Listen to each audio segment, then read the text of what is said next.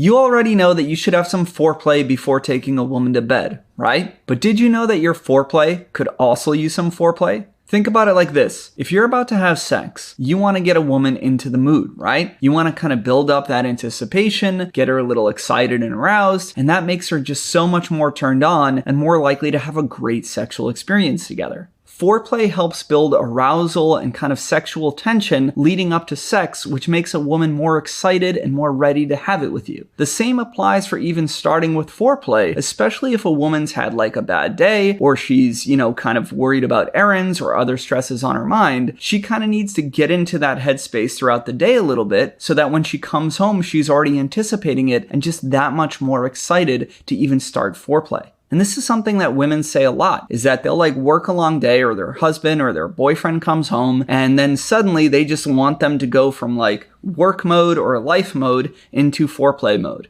I mean, if you're making a stew or a chili, of course you can just add a few ingredients right before it's done finishing and it'll taste pretty okay. But if you start earlier on through the day and you add spices and you let it simmer and you kind of let it build a deeper level of flavor profile throughout the day, it's going to end up with a much better result. I'm Nick Notas, and today I'm going to teach you 5 flirtatious techniques to build sexual tension throughout the day so when you meet up with the woman you're dating, she can't wait to rip your clothes off. Now for reference, the advice in this video is for somebody that you're already dating and have already been intimate with. Now it'd get me in the mood if you just gave us a like on this video, click the subscribe, and hit the notification bell. Now while this video is focused on teaching men on how to apply this for the women they're dating, this goes both ways. And for the women that are watching, consider doing the same for your partner. Number 1 is to send flirtatious compliments over text. Women get so aroused by words and language. It's why they read so many more romance novels than men do. And there's nothing hotter than just randomly receiving a really kind of fun, sexy text from the person you're dating.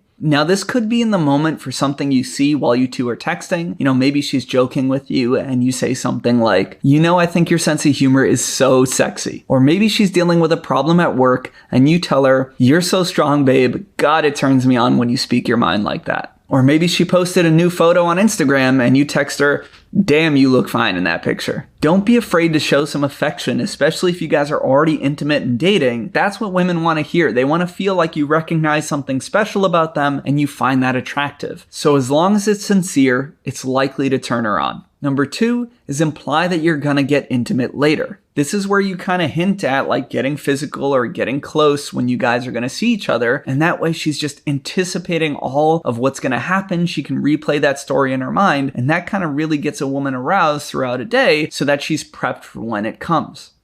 That was not an intended pun, but I'll take it. So you can message her something like, I won't be able to restrain myself when I see you later. Or, I hope you're ready to be kissed all over tonight. And even something like, I can't wait to worship your body and just make you feel incredible. Or maybe you're cooking dinner and you just come up behind her and wrap your arms around her waist and tell her that you can't wait for dessert later.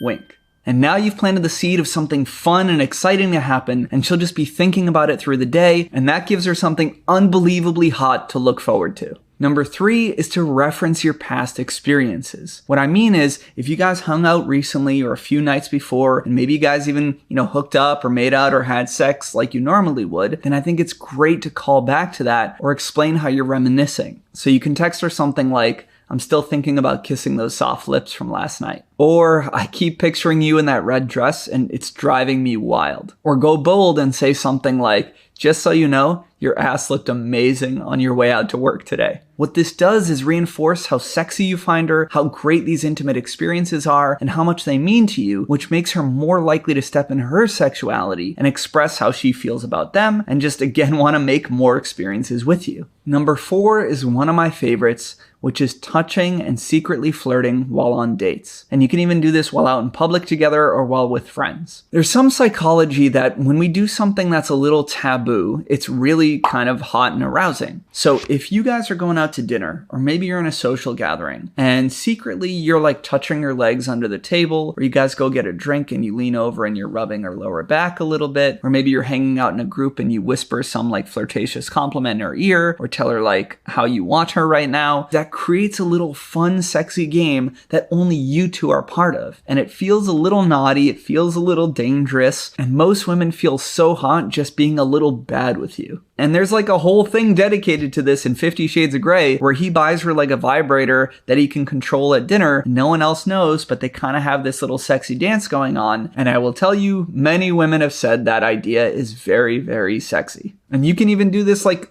on a night out dancing, where like obviously don't make it gross and like dry hump in front of everyone, but you kind of grind a little bit secretly. You're like touching her arms, maybe your like breath is on her neck, and that's some super suave shit right there. And last, number 5, is to do a massage before the foreplay. Now, I'm not saying this has to be all the time, and I understand this is like the cheesy advice of give a massage, but nobody does it. And I promise you, if you take that little bit of extra time, it is so worth it. If you create a little atmosphere where you have like some music on a playlist and you set the scene with some, lighting, and I know friends that have like the Philips LEDs so they turn it red, and then you have some scented candles or oils or whatever, and you really set the stage, it just gets a woman into such a sexy headspace. I mean, my friend and photographer Sarah even has like a public Spotify playlist for this very exact reason. Because when you create that mood, you really lose yourself in it. Women will just relax and drop all their worries and step into their full body and their sexuality. There's almost nothing that will relax a woman and get her more open and ready than a sensual massage. And obviously you don't do it for this reason, but a lot of times when you're generous in a way like this with the right partner, it encourages them to be generous on the way back. And let me tell you, if you are putting in that time and touching her and building all this for her, she's much more likely to do the same for you. And that's where it can even get fun, where you guys are massaging each other and you go down on each other, and it's kind of a cyclical give and take situation. When you make a woman feel hot, she'll want to be hot for you. Keep the fire burning and the sexual chemistry on full blast. And if we've helped your romantic life, help us spread the good word, click the subscribe, hit the notification bell, and give us a thumbs up.